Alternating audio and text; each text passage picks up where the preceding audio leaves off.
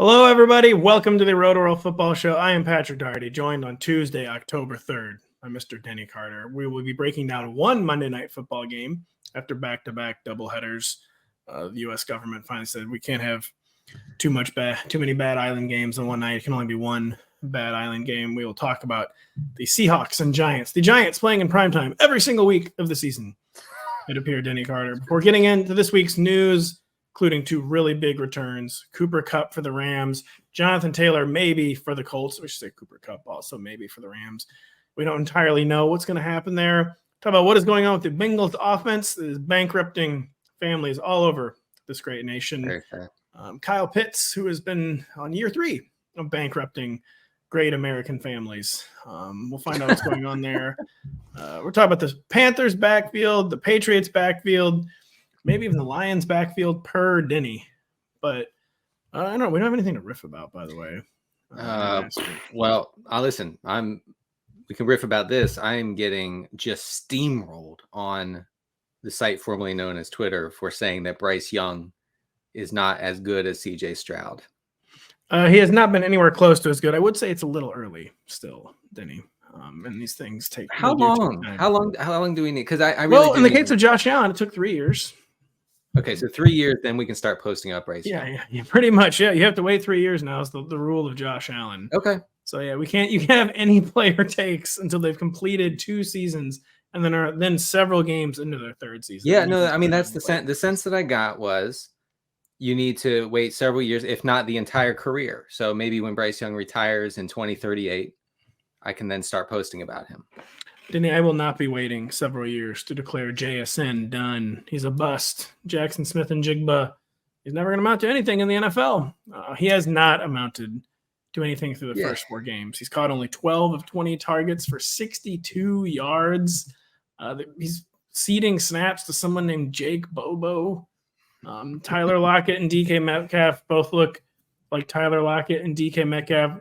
JSN is one of the absolute lowest yards per route run in the entire NFL, as you might guess. Bye weeks are starting this week. Injuries are mounting with each passing week. Is JSN droppable from the squad? Yeah, right. With bye weeks, I do think that it is time for some reevaluation of using your bench and the best ways possible. Look, we're here to optimize your teams, and the way to optimize your team does not include keeping a guy running 58% of the routes on a team. He's a slot receiver on a team that uses 3 receivers at the 7th lowest rate in the NFL. We mentioned that last week. That did not change this past week. Lots of tight end usage. Now, Seahawks fans, look, they have a lot of excuses, and maybe one day JSN will be good. I actually do believe that his profile was very good coming out of college. But even if Tyler Lockett, even if Metcalf goes down, I don't think we're going to see a huge bump in snaps or routes. So it's time to cut bait. It is time to cut bait. Not time at all to cut bait on JSN's career. Just to make sure people knew I was tongue-in-cheek on that. But so, yeah, he's not even failing for the reasons I thought he would fail. Like, I thought he would fail just because where are the touches? Where are the routes going to come from behind Tyler Lockett and DK Metcalf? So I thought, like, even if he was efficient, even if he was good, he wasn't going to get home in fantasy, but he hasn't been efficient yet. He hasn't made any big plays yet. So he's kind of failing on both fronts where DK Metcalf and Tyler Lockett are doing what they always do. And he's just not forcing the coaching staff's hand at all. I mean, maybe it's because it's hard to stand out on such a limited work. Although 58% of the routes, it's not like it's nothing. But he's not forcing the issue. He was a guy who was always going to have to force the issue to be viable, basically. And now he's in a situation where it's going to become increasingly difficult for him to force the issue. I would say if you're looking for one final JSN thing to cling to, it is the Seahawks bye week. Teams always reevaluate how they're using their personnel during their bye weeks. There's typically a post-bye rookie bump. So you can plausibly construct like holding JSN for 2 more weeks scenario, but I do think JSN is a drop. I do too. I mean, someone online told me the other day, I couldn't get excited about drafting Pete Carroll's 3rd wide receiver. Yeah. It makes sense. Richard, I couldn't get excited, Denny, about drafting the New York Giants' #1 wide receiver because he's a tight end, Darren Waller. He has 15 catches for 153 scoreless yards. He's only gone over 36 yards one time. He's looking like kind of what he is, a 31-year-old who's missed a lot of time with injury the past 2 years. And even if he's still got something left in the tank, he's just so miscast for this role they need him for. Like, I want to tell you, the easiest number one receiver in the world to take away is a 31-year-old tight end. Like, you can game plan for that. Does this have no hope of turning it around? And what is your overall evaluation of the Darren Waller situation for the Giants? Yeah, I mean, they're using him like on the outside, on the boundary a lot, which is weird. Very weird. I should say, he's leading the team in first read targets. So, I guess nominally he is the wide receiver one. But on a team with a quarterback who has no time to drop back and no time to throw, the kind of routes that he's running are not conducive to any kind of productivity. Also, Waller, look, you said, he's 31. He's only running a route on 68% of the dropbacks. And I guess that's skewed a little bit by some garbage time that the Giants have experienced this year because it's been quite the bad start to the season. But 3 points through 2 home games. It's not encouraging. The usage is not encouraging. The production is not encouraging. I was always a little. I did have some FOMO, I will say, on Waller when he would make a catch in training camp, and you'd have 12. Because look, the Giants have more beat writers than anybody in America. So the Giants beat writers would instantly come out. This guy is unguardable. This guy is uncoverable. He's going to catch 150 passes this year. And we freaked out because, it's just human nature. But I just didn't understand, like, why not simply get a good receiver rather than a tight end? Yeah, he was really lighting up in training camp the defense that has allowed 40, 28, 30, and 24 points. So that might have been saying more about the Giants defense than it was Darren Waller. They can't guard him. They absolutely cannot guard this guy. He's open literally every single play. And it turns out it's just because the defense is bad, not because Darren Waller was ready. I think that's correct. I just don't even know.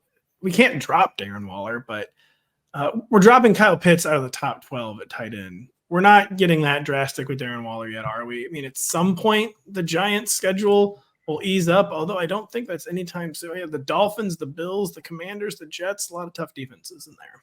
Yeah, no, I don't think that you're going to find anybody on the waiver wire who's going to be better than Waller. I mean, Waller is still, he's tied for 6th in tight end pass routes. He has 10th most targets among tight ends. I mean, these are not sterling numbers, but what I'm saying is you can't get that on the wire. So you just got to run with it and hope for the best. Is he in the regression files this week? Has he been in the regression files, Darren Waller? I thought you said the Russian files, and I was like, I don't know. Goes without saying that he's in those, but the regression files. Yeah, that's a call to Kremlin. He is not. I haven't really looked into the Monday Night Players yet, but he might fit that bill. You never know. What is the name of those Russian hats? I think Ushanka. He would look very natural in one of those. He might be in the Russian files. Darren Waller. We'll be right back after this. NBA training camps.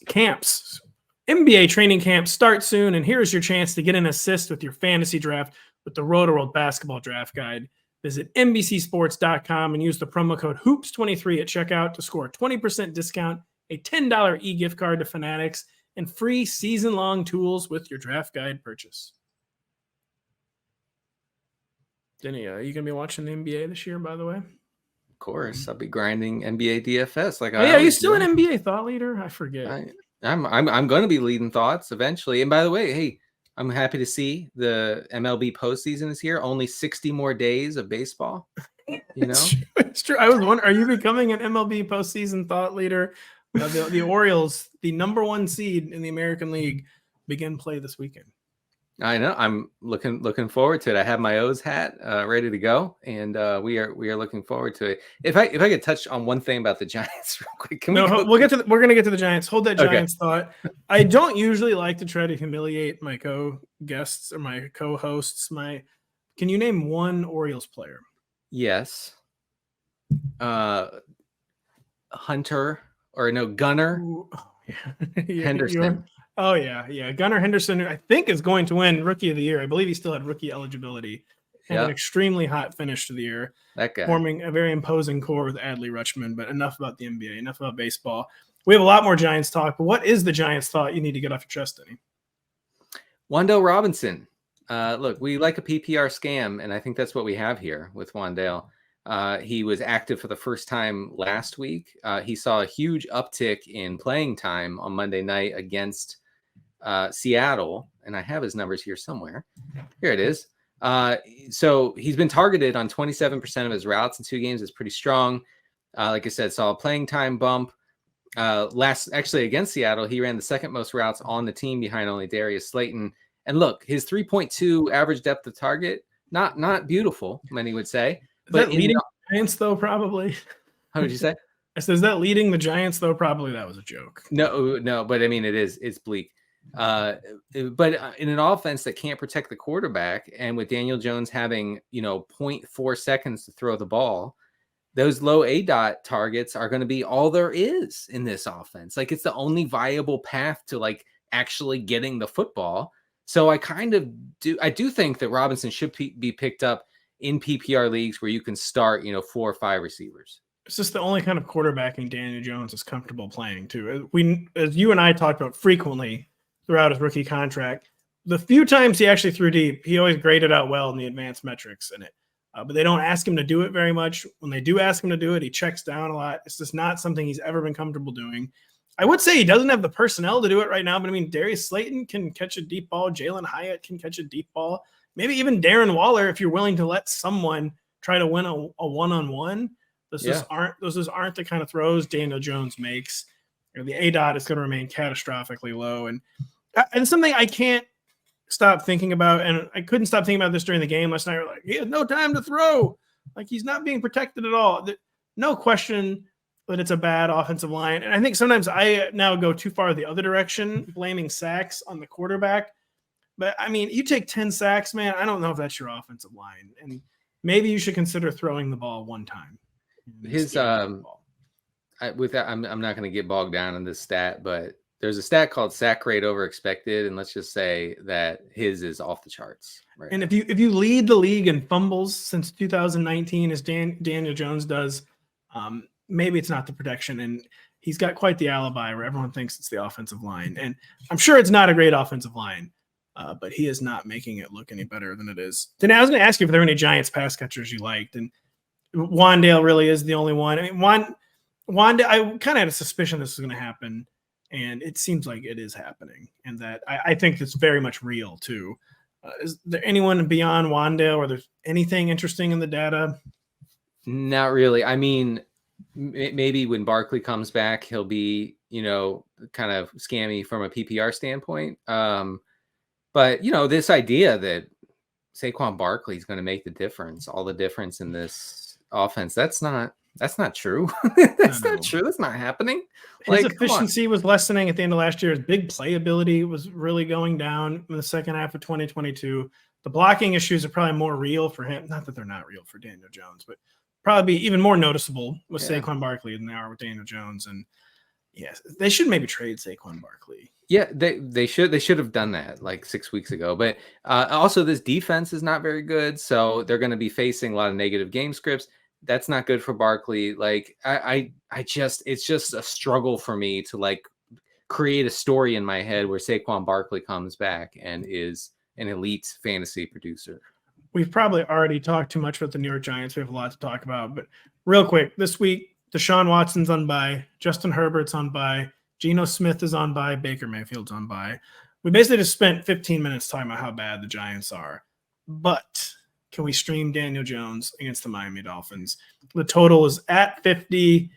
The Dolphins, elite offense. The defense, I'm assuming, is going to be well coordinated, but giving up a lot of points for a lot of reasons. One of the reasons is that teams have to throw a lot against them.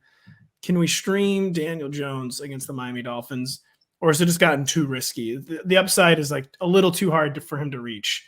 Would you really want to be, if you're a Herbert manager, could you be trusting Danny Dimes this week? I would rather have Sam Howell Yeah, against Chicago. absolutely, folks. Yeah, right. I mean, look, Danny Dimes, as the kids call him, The dimesman, as the aristocrats call him. he has some rushing based upside. I mean, he has 17 rushing attempts in 3 games, design rushes, I should say. So that's not bad. But how is the much safer play? Gets to play against, I don't know, the worst defense of a generation.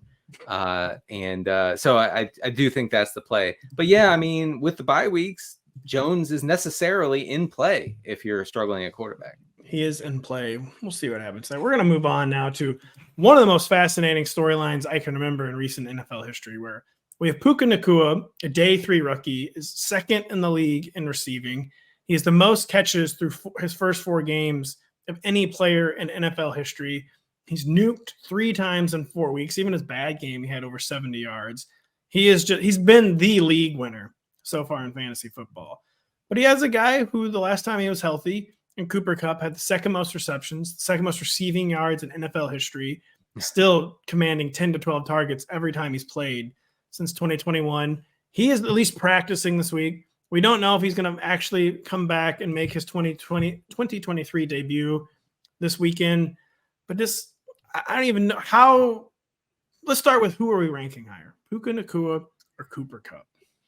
I'm a Puka guy from way back. Okay? You are. Denny was the Puka Nacua thought leader over the summer, and you are. That is why. I just gotta be honest. Every time I see you post some content from your backyard, it seems like it's gotten an acre bigger. That is because I believe of all your summer Puka Nacua shit. I don't remember Denny having an entire par 3 golf course in his backyard. It's only par 3, but I'm taking loans out, all my best ball winnings right now. So we'll see how that goes. Please, getting an advance. Underdog is advanced to. I'm not sure if they should be advancing Denny $300K just yet. We'll see what happens. Hopefully Puka doesn't get injured. Let's hope for that. So or I'm going to need more shifts, by the way. Yeah. And so I do think you have to rank Puka, I'm sorry. You have to rank Cooper Kupp above Puka. One thing about this Rams offense, and I'm writing about this in the regression files, is they've actually turned quite run heavy inside the 10-yard line, when that has really not been Sean McVay's calling card during the Matthew Stafford era with the Rams. They were, but over the past 2 seasons, among the pass heaviest teams in the green zone inside the 10. And I think that had to do with Cooper Kupp, so when he comes back, I expect him to have all that touchdown based upside. I think you're starting Puka, but I think you have to concede that Kupp is the wide receiver 1. It is interesting, the stat about the Rams running inside the 10-yard. It could also be with Matthew Stafford kind of Matt Ryaning pretty hardcore, even with Cooper Kupp, where I feel like he's been committing, maybe anecdotally, a lot of turnovers inside the red zone. And definitely one of the reasons the run heaviness inside the 20 is definitely one of the reasons Matthew Stafford's touchdown rate remains like really fluky, like really, really low. 1.7%. Yeah, I mean, even double that would be flukily low for how many passing yards he has. I think he's second in the league in passing. Yes. The under 4% touchdown rate is like just a straight up fluke. I'm keeping Puka ahead of Cooper Kupp this week, if Cooper even plays. We don't even know if he plays. Right. Just because I'm a very conservative ranker, and just the huge uncertainty factor. Cooper Kupp's been getting hurt a lot when he plays football lately. What's his fitness level now? It seems like they only got a grip on this injury like 2 or 3 weeks ago. For a while, they're talking about, like, is it a nerve issue? We don't even know what it is. It seems like they do know what it is now. I feel like there's enough uncertainty, though, to keep Puka ahead of Cooper for at least 1 week, because it's kind of like, too, it doesn't really matter. It's kind of an arbitrary debate. Both will be 100% started in fantasy football leagues this weekend. It's against an Eagles defense. They could harass Matthew Stafford, but giving up a lot of fantasy points. I think the 6th most quarterback fantasy points, the 5th most receiver fantasy points for the Eagles. So it's not actually that bad of a matchup. No. And I'm just, for the uncertainty, being a conservative ranker, I am keeping Puka ahead of Cooper Kupp with the acknowledgement that it doesn't really matter, because I think they're both going to be 100% played. I think it's pretty close. And honestly, I think that what we're going to see is a very tight target distribution between Kupp and Nacua. Like, Tutu Atwell's probably not playable anymore, which is, kind of disappointing because he's had 9 targets in each of the last 3 games, and Higbee is like a desperation streamer with Kupp back in the fold. So I think both will be fine. I will say Puka Nacua has the 6th highest share of first read targets, which is really strong. It's just a crazy good profile. I do think that takes a major hit with Kupp back. That isn't take a major hit. I do think most of the targets will be coming out of like Tutu Atwell's share and Tyler Higbee share. Even though in theory, Tutu Atwell, like his snaps won't really be affected. He plays almost a different position than the way the Rams use Puka and Cooper Kupp, but of course his targets will take it. And I think the Tyler Higbee scam is finally over. Yeah, like, I think how is this guy going to still get targets if there's Puka and Cooper Kupp out there? Right. But really, really fascinating situation. We at least know which team Cooper Kupp is going to be playing for when he returns. We don't really entirely know what Jonathan Taylor is going to be doing. It certainly seems like it's going to be for the Colts at this point. That trade market has gone cold. We don't know for sure if they're going to activate him. It seems like he's healthy. They have announced he's practicing. Mm-hmm. I just continue to have no idea what to tell fantasy managers we're doing with Jonathan Taylor. And do you expect him to play? What team do you expect him to play for? Things of that nature. So ESPN's Dan Graziano was up bright and early with me this morning. Very, very early. And he said on ESPN, he said it is still, I can't remember the wording, but it remains unsettled, right? Remains unsettled. The situation remains unsettled. But I do think that all signs point to Jonathan Taylor having no choice but to suit up for the Colts. He's expected to practice Wednesday. Maybe he doesn't get like a full workload to start, but the team has made it clear, like you don't have to play for us, but you're not going to play for anybody else. I mean, they gave him the permission to seek a trade, but that was never going to happen. I mean, Jim Irsay sitting there like a deranged fantasy manager saying, I want Christian Watson in a first round. Like Jalen Waddle, things of that nature. That's come on, that's just funny. That's it. That's funny. I don't care who you are. That's funny. So he's staying put. But if you have Zach Moss, keep him, see how it unfolds. If Jonathan Taylor is active this week, can we still start Zach Moss? Oh, I don't know. Oh, I thought you were going to say, are we starting Taylor? I'm starting Taylor, but I don't think you can start Zach Moss in that case. No, it's against the Titans too, notoriously stingy on the ground. They do allow a lot of production through the air. Don't tell Joe Burrow that. It is facing Anthony Richardson. Doesn't seem like a good matchup for Anthony Richardson, a team that really shuts down the ground. Anthony Richardson doesn't seem ready to maybe like go crazy against them through the air. It could be a very down week for the Colts offense. I love Anthony Richardson as a fantasy producer and as a person. He seems like a really, really solid person. He's bad for this offense. He's bad for the fantasy players in this offense. He just is, because, he has 10 to 12 rushes per game. That just completely lops off the target-based upside for a guy like Pittman, a guy like Downs, right? And he takes a lot of those inside the 10, inside the 5 carries, which crushes the running back, whoever it is. So I actually am not very hopeful for Jonathan Taylor coming back. The first game or two he played, I guess it was only like the first half of week 2. It seemed like he was at least supplying PPR looks for Michael Pittman. That really was only week 1 though, because he barely played in week 2. He scored 2 rushing touchdowns in 10 minutes and then had to sit the rest of the day. So I guess I was wondering if people were overreacting to one bad game from Michael Pittman, but it's basically been one okay game and one bad game. And I think your reading of the situation probably is more correct. Yeah. That it can't be great. I mean, Pittman had a great game with Minshew. And listen, if Minshew started the rest of the season, I mean, that would be devastating to my fantasy teams because I have a lot of Richardson. But if you have Pittman, that's what you want. I mean, that's what you want. Not because Minshew is some great quarterback, but because Minshew is going to rush 0 times and he's going to throw 35 to 40 times a game because the Colts have a bad defense, because the Colts are constantly in negative script. So that's what you're looking for. I'm not saying you can't start Pittman, but man, that upside takes a ding with Richardson. Yeah, Gardner Minshew was born into the short to intermediate ADOT, molded by it. Can't remember the rest of the Bane quote. I mean, Josh Downs would see like 145 targets if Minshew were the Colts. I haven't seen The Dark Knight since George Bush was president, I don't think. No, that was The Dark Knight Rises, too. I know. Sorry to get political. Obama was president when The Dark Knight Rises came out. That's back when movies were big. Were big news. It was. There were two big movies, one of which was an NBC Universal film. You may have heard of it, called Oppenheimer. I did. Gone back I saw it. No big movies. We are part of a movie studio here. We are begging you all to go. I saw it 4 times, just so everyone knows. We're begging you to go to the theater. Please go to the theater. It actually is so much better than watching at home. Oh, it is. The only prompt I put here was Bengals offense, ellipses, ? What? I saw that. What? And I have an answer. Give us the answer. Give us the answer. It's not a short answer, and you're not going to like it. But here it is. So Joe Burrow is being blitzed at a far higher rate this year, and I think that's because he is not mobile. It's because he can't move, I think, is the reason why. So teams know that, and teams are blitzing him non-stop. And here's how it's going. All right. These numbers are actually kind of striking. Not great for podcast form, but hear me out.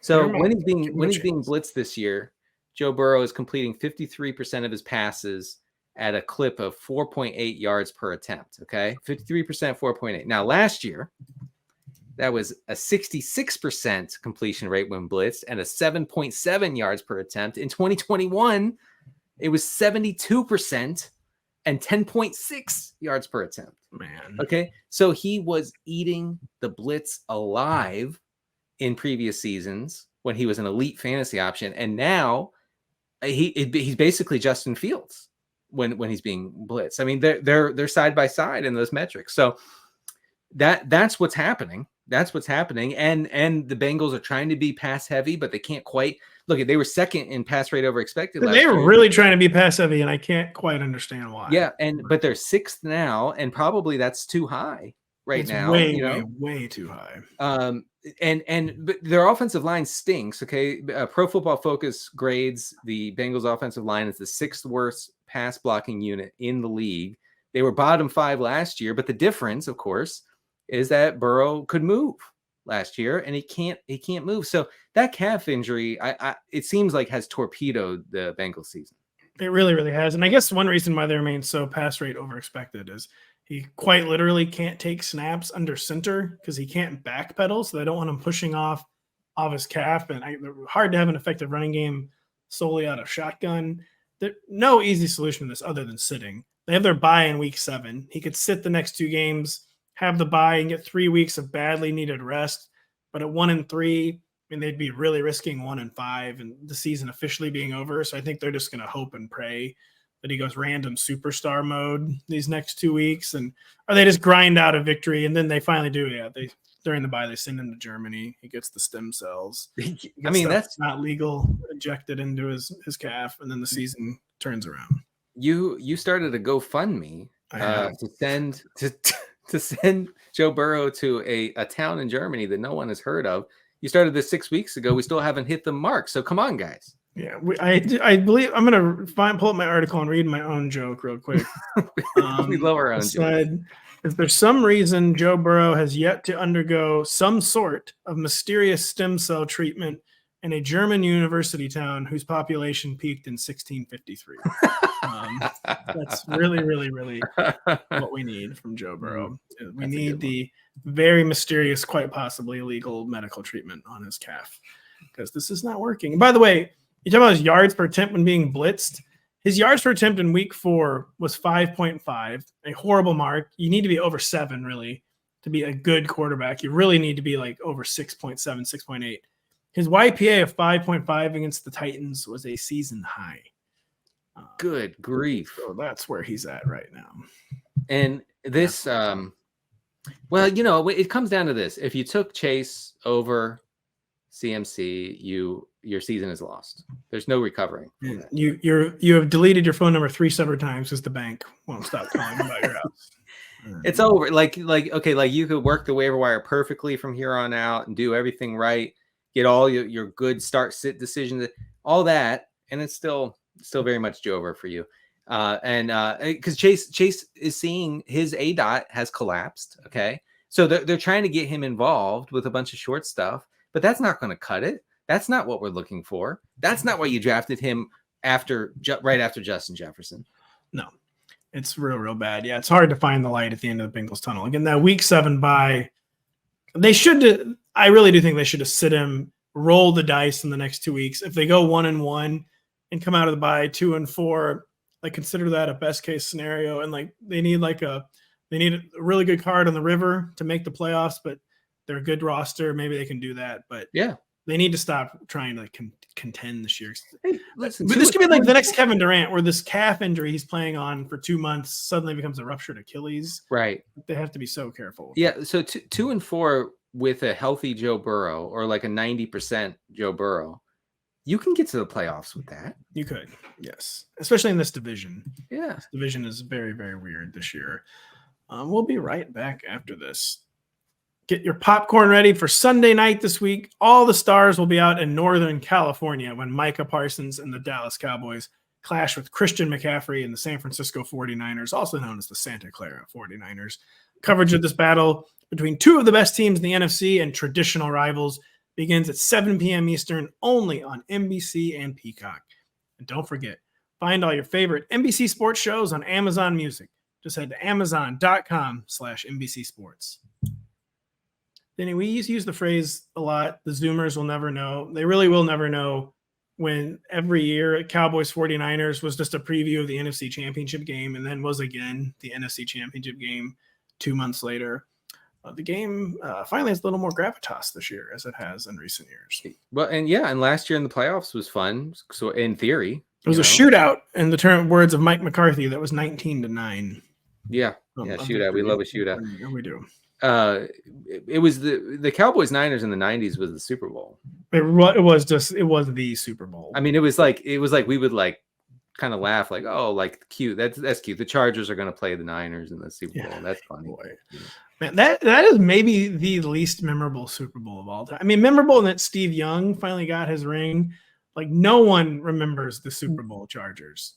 Natron means we remember Natron means, of course. I disagree. Well, I guess just personally, I disagree because those Chargers traumatized me by beating my Dolphins to get there.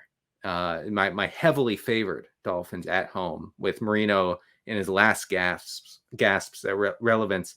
And also, I wanted the Niners to destroy the Chargers, so that really worked out.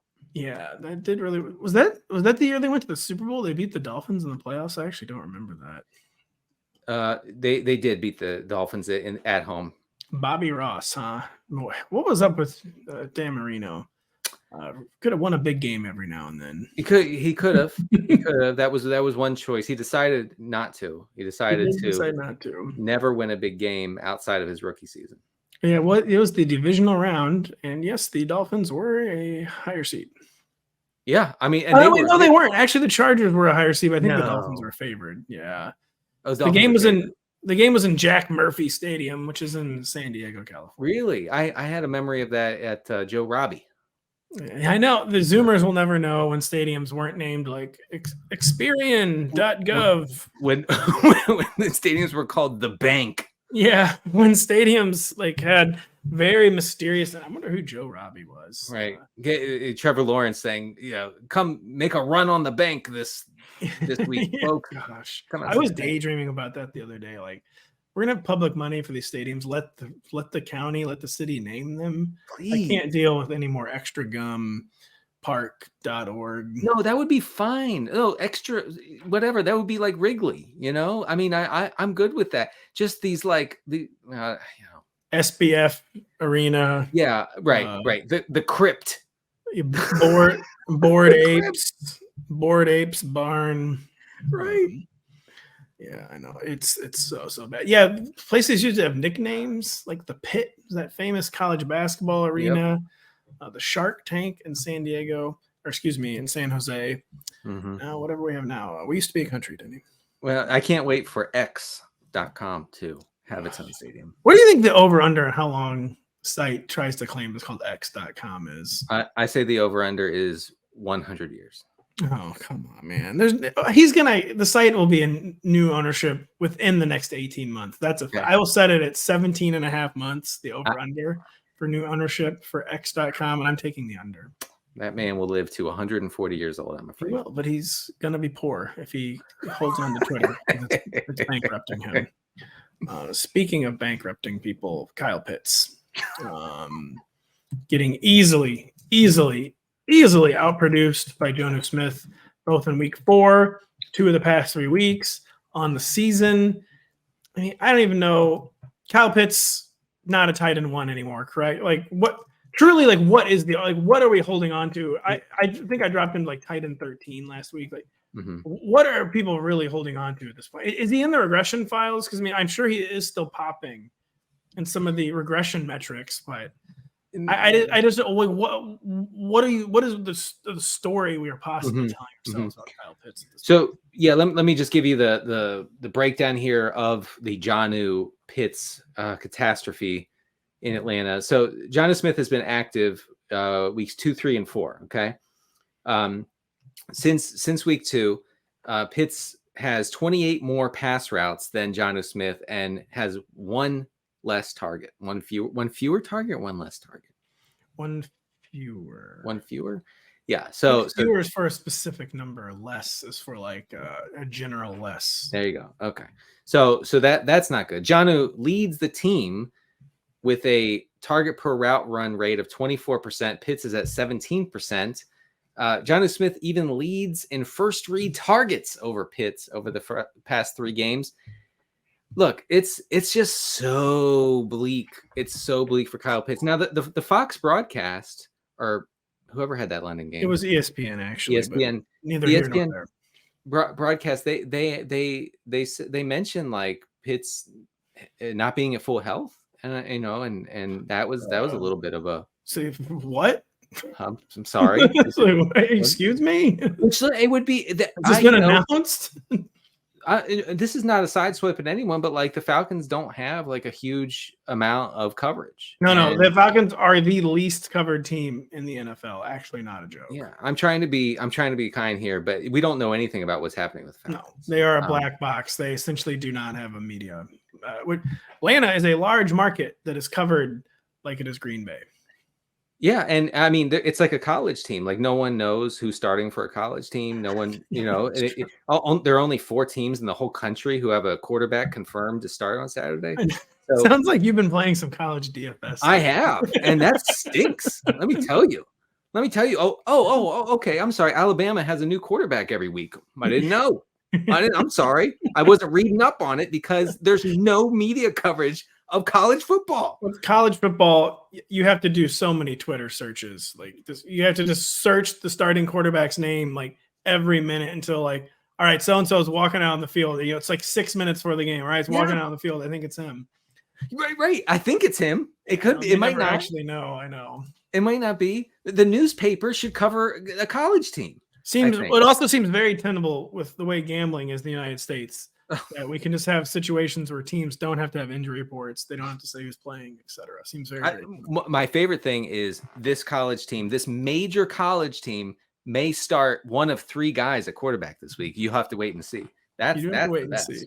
But anyway, ESPN, they claimed Pitts is hurt. Yeah, so they claim, because Pitts had suffered a major knee injury last year, said that he's not at full health. They implied as much. So maybe that's what's behind this. But Jaxon Smith has had success in this horrific Arthur Smith offense. So I guess we're playing Jaxon Smith, folks. I guess we're doing it. So I actually am shocked that Kyle Pitts is so thoroughly out-routed Jaxon Smith. I maybe will cling to that. I didn't expect that he would still be running more routes. He's out there for every route almost. Wow. It's just stunned silence when you said that. It doesn't matter. I mean, there's also the little issue of having the worst starting quarterback in the NFL. I've been thinking about this too. I have been a Desmond Ridder hater since day one. His mechanics, he's so weird because like his mechanics are textbook. His mechanics are like literally mechanical. Like he doesn't move fluidly. He looks like he's being oiled between every play. Like he's the like Tin Man. He is the Tin Man. at quarterback for the Falcons. He is just way too mechanical to ever have success. But I will say, Arthur Smith's quarterback, kind of hard to look good in this system. Oh, listen, I think in this case, it is the chicken and the egg for why Desmond Ridder is struggling. Right. The chicken and the egg exist simultaneously somehow. They do. Just like the universe. So you tell me the universe has just always existed, huh? Okay. Sorry, not to get political. That's what we're saying. It still blows my mind. Yeah, Taylor Heineke needs to start. I have to dig up my tweet from August when I said that Desmond Ridder, his benching, the over-under is set for week 4. So was it week 4? Oh, damn. You didn't cash. It might be 4.5. All right, 4.5. Well, you still didn't cash. But I think Arthur Smith likes having a bad quarterback, actually. Oh, he does. He absolutely does, which plays into the sorry, we're just reading tweets that we've sent. I tweeted last night, like these play callers now are so obsessed with controlling every aspect of the offense and making like every play like a literal like puzzle. And like, it's the system. Like everything's like they never just call like, I don't know, maybe have the tall guy catch the ball, maybe have the fast guy run really fast. And Arthur Smith is the absolute key. It's got to be the system. Like we can't just have the fast guy run fast. Are you kidding? Yeah, and it is remarkable. And but I do think that he likes having that excuse. Hey, what do you want? We have the worst quarterback in the league. It's not the system. No, he absolutely loves it. The system. He will go to his grave. But come on, man, Desmond Ridder, like there's no reason he should be starting for anyone. Like I wouldn't start. I don't think he can start over on any team. He was the kind of quarterback flyer that, like, if he did not hit the ground running, because he was super low upside as a prospect, and if he did not hit the ground running, basically he's like an Andy Dalton type guy. Like, all right, he's already at his ceiling, but that's pretty good. Like, we didn't have to go through he had to be that kind of quarterback. He had to be an Andy Dalton type prospect where there weren't really growing pains. He doesn't have a career ceiling, but he starts at his ceiling. Desmond Ridder did not do that, and there's absolutely zero reason to belabor the Desmond Ridder point. But they're going to do it for some reason, and probably to protect the system, because only the system can never fail. It can only be failed, and it's being failed by Desmond Ridder. That's a good way to put it. Okay, getting back to Pitts though, I'm a little wary of dropping him because I'm like, who are you picking up? What are you picking up? It is true. Like? You actually cannot drop him. I'm trying to I'm racking my brain for someone who might be on the waiver wire, and especially not in your league. Listen, in your league, there's nobody on the wire. So in your league, Luke Musgrave has been rostered since he was in high school. We already know that. Right, and the backup Bengals guy, Tanner Hudson, you drafted him in the 4th round. You did. And you had to reach to get him too. Like you just really, really wanted him. If you knew you waited till the 5th, Tanner Hudson would be gone.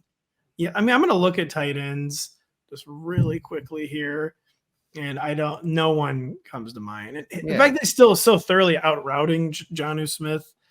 I mean, you're not drafting him for Logan Thomas. You're not dropping him for Tyler Conklin, although you want to start Tyler Conklin over him this week, maybe, against the Broncos.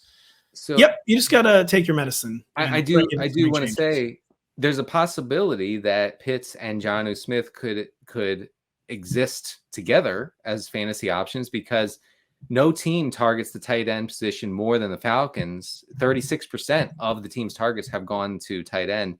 That's not a lot of targets considering the Falcons never throw the ball, but I think that is a scenario that we could see. Speaking of tweeting, Denny, I was tweeting a lot over the weekend about Miles Sanders, and it's like, why is there a humongous fantasy hive for Miles Sanders and people very devoted to the Miles Sanders cause, even though he's never been good, and the best front office in football let him go for nothing, and then one of the worst front offices in football signed him. Miles Sanders, he's out there, except for last week he was getting out everything by Chuba Hubbard finally. Miles Sanders not playing at 100%, but it seems like he has not been playing at 100% all year. Yeah. Is there trouble in Sanders ice? Sorry. Sorry. I was ready to go, and then you dropped Sanders. I know that was probably going to throw you. Sorry about that. I mean, look, Sanders is like barely fantasy viable in 12-team leagues right now. Because it's pretty strong. It's stronger than I might even go, but let's really hear it. In 12-team league. Look, his role is being taken, like the important stuff, the pass catching stuff is being taken over by Chuba Hubbard, who is not, it's not great, but this past week, and I know Sanders is dinged up, but Hubbard had a slight lead in routes over Sanders. And this is a potentially very valuable role in a Carolina offense that targets running back at the league's 5th highest rate. I mean, unless we get Andy Dalton back at some point, nobody's going to be very appealing in this offense. But hold on, I was kind of zoning out there. It's getting near the end of the podcast, and that snapped me back into you just casually. And everyone, just takes for granted Andy Dalton's better than Bryce Young. I still reject this notion. Come on, Andy Dalton is clearly better than Bryce Young. I actually do reject. Clearly, I reject this notion. It's not close. He had 60 attempts to get like 320 yards. I don't care. Look, for fantasy purposes, we need Andy Dalton. We need him. He makes Thielen live as a fantasy option. He makes Hubbard or Sanders, one of them, live. They're all not live with Bryce Young. Man, I don't know. It seems Bryce. Let's give him a little more time. By the way, Brett, I actually lose my breath when I see Bryce Young leave the pocket because I gotta be honest. Kyler Murray, we intellectually we know is small, but he's like a fire hydrant. He looks like you might bounce off him if you try to tackle him. Bryce Young, not the same. This guy has got to stop doing that. You I'm afraid for him. I'm not playing around. He took a hit this past week against the Vikings where the defender popped up and started waving to the sideline. What? He started waving, oh God, what have I done? What have I done? And then Bryce Young got up a minute later and he was okay. But this has got to stop. This does not end well, I don't think. Man, I don't know. But so you're that concerned about Miles Sanders, huh? I mean, you got to look elsewhere. I'm trying to think of you're starting Khalil Herbert over him, I think. Do you think Miles Sanders is good? Am I just crazy on this? Am I a hater? I just could not get over the disdain the Eagles coaching staff had for him, and constantly concocting reasons whatever, we got to get Kenneth Gainwell out here for all these actually important snaps. And when they just I saw him run into his blockers constantly. The fact that they rationed his targets down to basically 0 by the end of his time in Philadelphia. Yeah. The fact that front office, that coaching staff could not figure out how to use Miles Sanders. I was just fully out on Miles Sanders after that. I think he's like a replacement level type guy. And so is Hubbard, but also Sanders is always hurt, so that's a double whammy for him. Concern there. How concerned are we about Rhamondre Stevenson? 10 or fewer receiving yards each of the past 3 weeks. I think the yards per carry has not been above 3.3 in any of his 4 games. Yards per carry, very imperfect stat, so on and so forth. But not reasons to be happy about Rhamondre Stevenson. So how concerned are we about Rhamondre Stevenson? Yeah, very. I mean, he's, his route rate is 53%. That's not good. Zeke is at almost really 30. Not going to cut it. Yeah. Yeah, Zeke is at 30%. So that is not what we were looking for. We were, we had kind of conceded, hey, Zeke's going to steal some of the high value touches near the goal line or whatever, but not this. So yeah, I mean, but again, where you drafted Stevenson, the waiver wire options that you have available, you got to keep starting them. Hopefully this Patriots offense kind of figures it out. I don't know how that's going to happen. But now Bailey Zappi, check down king. If he gets some action, it could be better for Stevenson. But game script wise, it hasn't really worked out. And by the way, can we talk about the fact that Mac Jones was clearly concussed last week and no one said anything? I don't know if I saw enough of the game. I saw a very concussed box score. I will say his fumble 6 early in the game in the first half. He gets hit, thrown on his head. His body goes limp, and no one says anything. The announcers don't say anything. He just eventually he walks to the sideline. He's not checked out. He's a disaster. Remember Tua suffered that concussion on Christmas against the Packers. Oh yeah, and then suddenly he was throwing, and then the Mike McDaniel the next day was looked at the film and was like, oh my God, Tua's concussed. I think that's the same deal with Mac Jones. He was not right after that. Man, the announcers always just opt for really awkward silence when they see a player stumbling around. Then most of them go, "Oh," and then like, "Oh, I think it's his back." Yeah. Oh, And that's an ankle injury if I ever saw one. then they cut to a Chick-fil-A commercial. They come back and Mac Jones is just in the huddle, pointing indiscriminately. I'm not going to start making jokes about concussion. But I get the Patriots, get this guy checked out. I don't think he was right. They will never just get this guy checked out. It is crazy. Teams still will never just get this guy checked out. The only reason Anthony Richardson came out, Anthony Richardson had to remove himself from the game when he was concussed. And like he's a rookie, so they're like, we'll get that fixed. The Colts were not going to acknowledge a clear concussion. We're truly not going to. And it does make you really worry how many are still just played through every week. Oh, yeah. Listen, important players are allowed to play through brain injuries all the time. It is still graded on a curve. It absolutely is true. Or like if the gunner looks woozy, they take him out. Oh, Aaron Rodgers, like, hold on, he's just like that sometimes. And then they let him finish the game. Aaron, what's your name? And then he says his name. That's a trick question, bro. Yeah, right. What's any of our names? He's like, I was gonna say, Aaron Rodgers. What's the nature of names? Yeah. Like, don't try to label me, man. Gosh, we will end the show. The Lions. Any expectations for Jameson Williams? 2 games lopped off his suspension. He's back for week 5. And you wanted to comment on the Lions' increasing run heaviness over the past few weeks. Holy cow. They are the run heaviest team in the red zone through 4 weeks. We saw that when they were just hammering the Packers late in the game with David Montgomery getting 100 high-value touches. They have let's see, I'm looking at it very strongly right now. The Lions are 30th in pass rate over expected, right in line with the Cardinals. Of course, the Falcons are a distant last. Is that total or just in the red zone? Total. Wow. Man, it's interesting. I was wondering why in the world they ran it back with Jared Goff, and maybe it's because they aren't actually running it back with Jared Goff. Well, see, this is what they did last year, Pat, and it's very smart. They actually are pretty pass heavy on first down, which that's what smart teams do, right? But then overall, they're not trying to like let it rip with Jared Goff all the time. Like if they get a lead, we know what they're going to do. And this Detroit defense is, I think, good enough to maintain leads, to get leads. And it makes me not worry, but it makes me a little, as a guy who drafted a lot of Amon-Ra St. Brown, makes me think that maybe I'm going to miss out on that massive upside that I was hoping for, because this team is simply just not going to throw when they have a lead. But he might be the one guy they do throw to, since he's a classic kind of extension of the running game type receiver, where Amon-Ra, the thesis of the play is yak, and they want him to be the yak attack. It isn't in the red zone. The number one thing you should have Jared Goff do in the red zone is not throw.